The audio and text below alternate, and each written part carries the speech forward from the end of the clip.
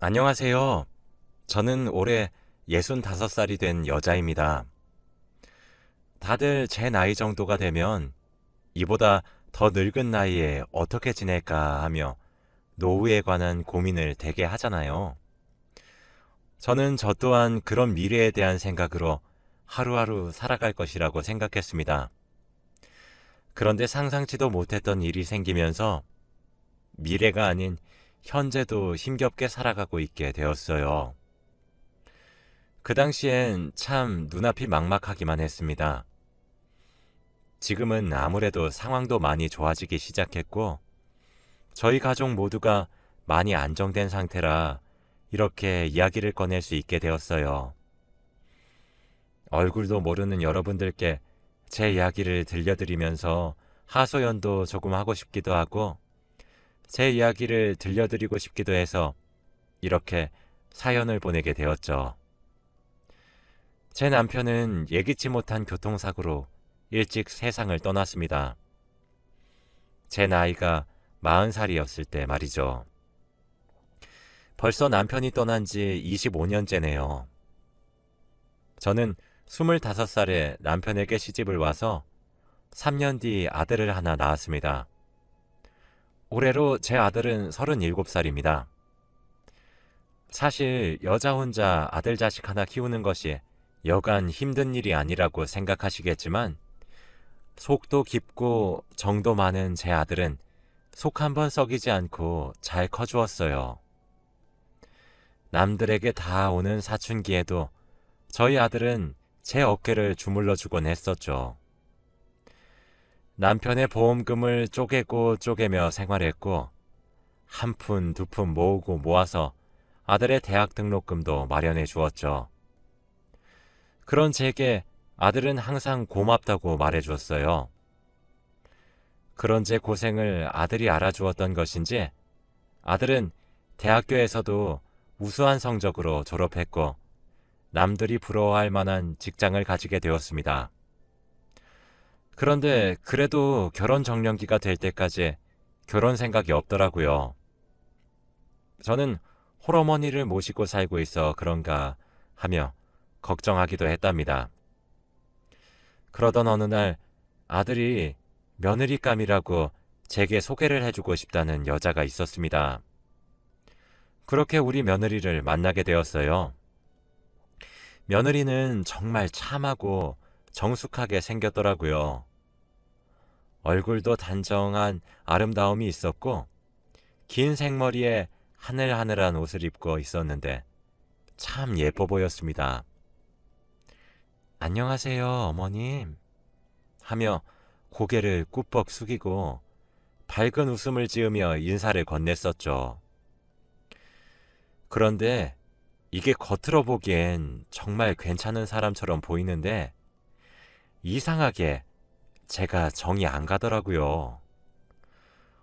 저도 모르게 차갑게 대꾸를 한 것인지 아들이 식은 땀을 삐질 흘리는 것이 눈에 보였죠. 그 이후 아들은 제게 물어보더라고요. 자신의 여자친구가 마음에 들지 않는 것이냐고 말이죠. 그런데 이게 왠지는 모르겠는데 정이 안 간다고 말하기도 좀 그렇더라고요. 그래서 저는 결혼이 꼭 하고 싶은 여자냐고 물었습니다. 그랬더니 아들이 그렇다고 대답을 하더군요. 솔직히 제가 아무리 오래 살아도 아들이 평생 살 사람은 제가 아니니까 그렇게 좋은 사람이라 생각이 든다면 결혼하라고 아들의 선택을 지지했습니다. 그렇게 아들과 며느리는 결혼식을 하게 되었어요. 아들은 저를 모시고 살고 싶어 했지요. 혼자 남은 엄마가 걱정이 된다는 이유였던 것 같아요. 그런데 어떤 며느리가 신혼생활부터 하나뿐인 시어머니와 함께 살고 싶겠나요? 저도 그 마음을 모르는 것은 아니었기에 괜찮다고 거절했습니다. 그렇게 둘이서 저는 알콩달콩 신혼의 재미를 느껴가며 생활을 하는 줄 알았어요. 이게 사람 촉은 무시 못한다고 제가 아무리 붙이려고 해도 정이 붙지 않았던 이유가 있더라고요. 어느 날은 아들이 술에 잔뜩 취해 저희 집으로 찾아왔습니다. 저희 남편은 음주운전 차량에 치여 세상을 달리했기 때문에 제가 술이란 것을 아주 끔찍하게도 싫어해요. 물론 제 아들도 그것을 정말 잘 알고 있죠. 그래서 제 앞에서 술을 먹지도 않았고 잘 하지도 못합니다. 그런데 얼마나 마신 것인지 가늠이 되지 않을 정도로 만취가 되어 제 집으로 왔더라고요. 무슨 일이냐 캐물어도 아들은 아무 일도 아니라며 웃으며 저를 끌어안고 엄마, 엄마 하며 부르더군요. 이게 가슴이 왜 그렇게 철렁거렸던 것인지. 그렇게 고꾸라진 아들을 제가 끙끙거리며 양말도 벗겨주고 옷도 갈아입혀주려고 했습니다. 아직도 그날의 충격에 심장이 벌렁거리네요. 아들의 옷가지들을 벗기고 편한 옷으로 갈아입히는데 군데군데 멍자국이 보였습니다. 멍의 크기나 색을 보아하니 예사롭지가 않더라고요. 아들은 코를 골며 널브러졌고 전 그 틈을 타서 아들의 옷을 벗기며 몸을 확인했습니다. 여러 사람들에게 돌아가며 맞은 것 마냥 몸 곳곳에 피멍이 들어있더라고요. 어깨며 등이며 옆구리며 가릴 것 없이 말이죠. 그날 제 가슴은 정말 찢어지는 것만 같았습니다. 아들이 술을 먹은 이유가 바로 이것 때문이라는 사실은 불보듯 뻔한 일이었죠.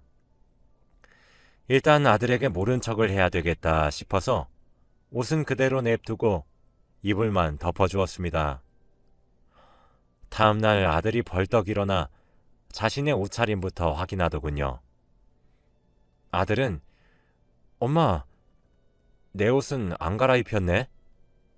라고 웃으며 묻길래 이놈아, 엄마 나이가 얼만데 아들 자식 옷을 갈아입혀주니?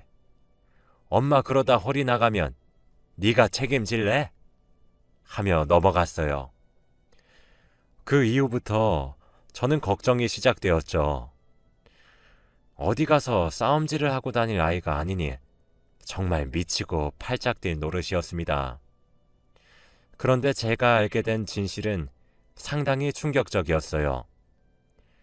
정말 믿기지도 믿기 힘든 사실이었죠. 우리 아들의 온몸에 멍을 들게 한 범인은 다른 누구도 아닌 저희 며느리였거든요. 아들은 끝끝내 제게 모든 진실을 숨기려고 노력했지만 전 모든 진실을 알게 되었습니다. 처음은 우연이었어요. 제가 원래 아들의 신혼집을 찾아갈 때 항상 미리 전화를 주고 찾아갔는데 그날은 집에 휴대폰을 두고 나온 날이었습니다. 주말이라 어차피 아들 내외 둘 다 집에 있을 것이 뻔했고 무슨 일이 있겠나 싶어 휴대폰을 집에 두고 없는 채로 아들과 며느리가 살고 있는 집을 찾아갔죠. 그런데 현관 밖으로 저희 아들네 집에서 비명소리가 새어나오고 있더라고요. 악! 하고 말이에요. 저는 정말 심장이 철렁했고 혹여라도 무슨 일이 생길까 싶어 앞집의 초인종을 눌렀고 경찰에 신고를 해달라며 사정을 했습니다. 그런데 앞집에 살고 계시던 입주민이 아휴, 저 집은 또 저러네 라고 하더라고요. 그 말을 듣는 순간 저는 깜짝 놀라 앞집에 제가 저기 살고 있는 아들의 엄마 되는 사람이라고 처음이 아니냐는 말이 무슨 말이냐고 캐물어 보기 시작했어요. 그랬더니 앞집 새댁이 곤란하다는 듯한 표정을 지으며 말을 하는 것을 망설이고 주저하더라고요. 제가 제발 좀 해달라 거듭 부탁을 하니 마지못해 말을 해주는데, 아휴, 말도 마세요. 저 집에서 하루가 멀다 하고 비명소리가 저렇게 들려요. 아내가 남편을 그렇게 쥐잡듯이 잡더라고요. 저희 집에서도 몇 번이나 경찰에 연락을 했는지 몰라요. 그런데 저 집 아내가 적당히 드세야지. 저번에도 글쎄 엘리베이터에서 저 집 남편을 마주쳤거든요. 아니 나야 오며 가며 보는 사이고 서로 앞집에 살고 있으니 가볍게 인사를 했단 말이에요. 안녕하세요 하고.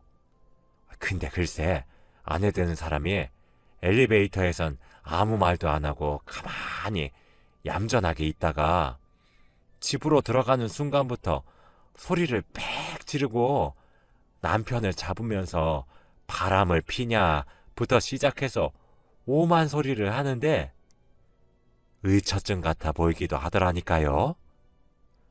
라고 하는 겁니다.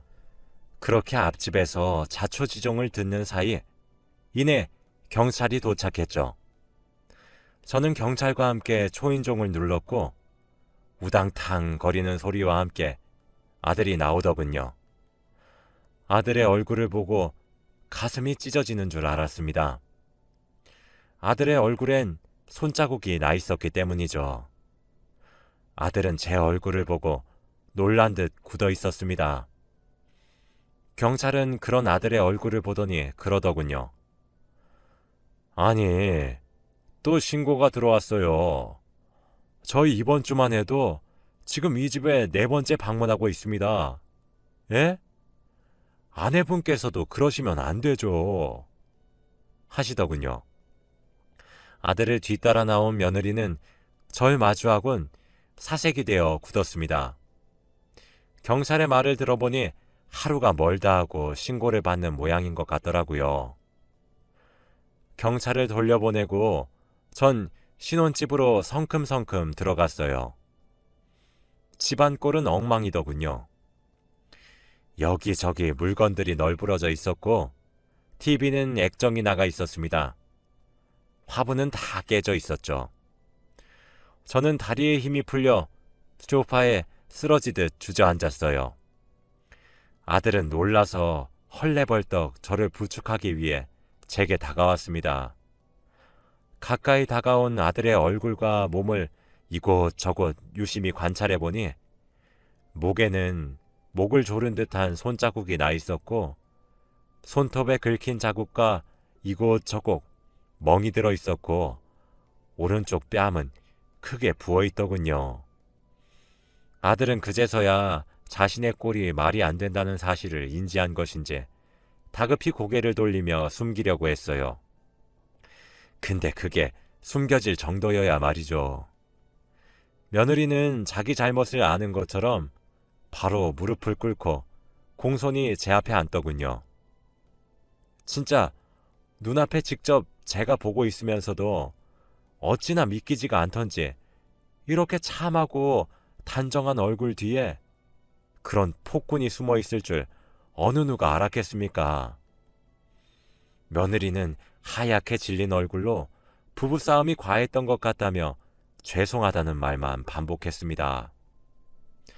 저는 아무런 말도 없이 빤히 쳐다보다가 아들에게 짐을 싸라고 했어요. 사실 제가 엄하고 무서웠던 엄마였기에 아들이 제 말을 잘 거역하지 못합니다. 아들은 한숨을 푹 쉬고 간단히 짐을 챙겼고 전 아들을 데리고 제 집으로 돌아왔어요. 며느리는 그런 저와 아들을 붙잡았지만 전 뿌리쳤죠. 집으로 돌아와 아들에게 진실을 당장 말하라고 윽박지르고 캐묻기 시작했어요. 아들 입에서 나온 진실은 제게 깨달음을 주었습니다. 오늘 본 광경은 아주 세 발의 피라는 깨달음을 말이에요. 아들이 연애를 할 적에 며느리가 폭력적인 사람이란 사실을 몰랐다고 하더라고요. 며느리는 결혼식을 올린 이후 임신을 준비하고 싶다는 이유로 일을 그만두었고 그 길로 전업주부로 전향을 했습니다. 본인이 그만두고 싶어서 일을 그만두었는데 막상 일을 그만두고 집에서 가사 일에 전념하기 시작하게 되면서 감정을 다스리지 못했다고 하더라고요. 아들에게 미친 듯이 화를 내기 시작했다고 합니다. 근데 거기다가 의처증이 생겼다고 하더라고요. 사회생활을 하는 남자들이 밖에서 바람을 필 것이란 상상을 하기 시작하면서 미친 사람처럼 의심에 집착까지 하더니 급기야 귀한 제 아들에게 폭력을 행사하기 시작했다더군요. 진짜 지금 생각해도 기가 막혀서. 진짜 제가 너무 충격적이었던 것은 며느리가 아들에게 물건들을 집어던지면서 아들이 머리에 맞아버렸고 그래서 응급실에 실려간 적도 있다고 합니다. 뇌진탕으로 말이에요. 머리라는 부분이 얼마나 중요한 부분인데 제가 이런 모든 사실을 몰랐다는 사실에 정말 억장이 와르르 무너져 내리는 기분이었고 심장이 찢어지는 것만 같았습니다. 아들에게 왜 이혼 생각을 하지 않느냐고 물으니까 아들의 대답도 정말 참 서글펐어요. 엄마가 이렇게 우실 것 같아서 말을 못했던 거였어요. 라고 하더라고요. 제가 아들의 이야기를 들으면 들을수록 눈에서 눈물이 퐁퐁퐁 쏟아졌습니다. 저뿐만 아니라 세상 어느 부모가 자기 자식이 그렇게 맞고 지낸다는데 눈물 한 방울 흘리지 않겠습니까? 전 당장 이혼을 하라고 아들에게 요구했어요. 그 이후로 며느리는 저와 아들을 줄기차게 찾아오기 시작하더라고요.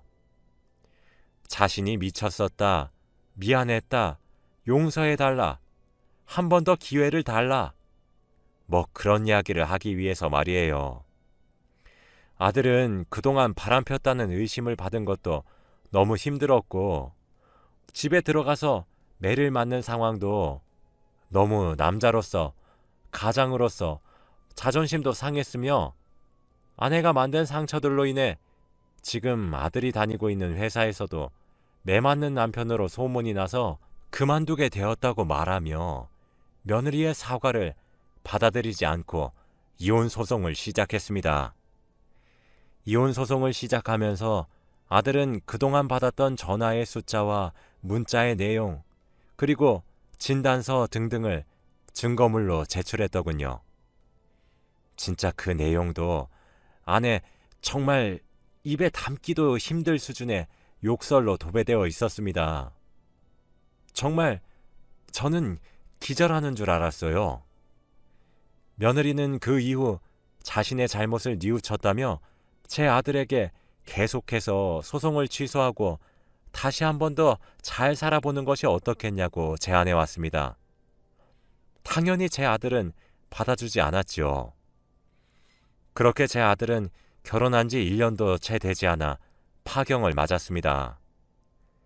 당연히 진단서들과 연락 내용 모두 증거로 채택이 되었고 폭력의 수위가 높다는 점을 근거로 저희 아들이 소송에서 당당히 승소할 수 있었어요.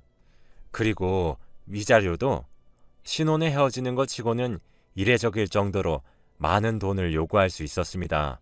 첫 결혼 생활이 실패로 돌아가고 회사에서 매맞는 남편으로 소문이 나기 시작하면서 퇴사까지 하게 되자 제 아들은 정말 폐인으로 전락하고 말았어요. 그 고통을 제가 다 가져갔으면 좋겠다고 생각하기도 했습니다.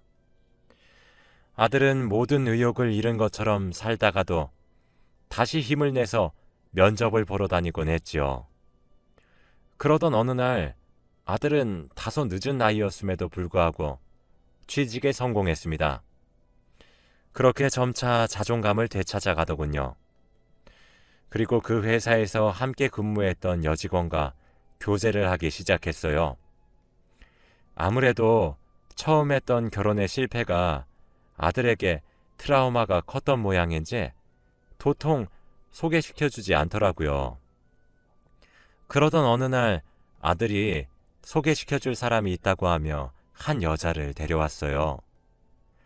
지금의 제 며느리인 아이였죠.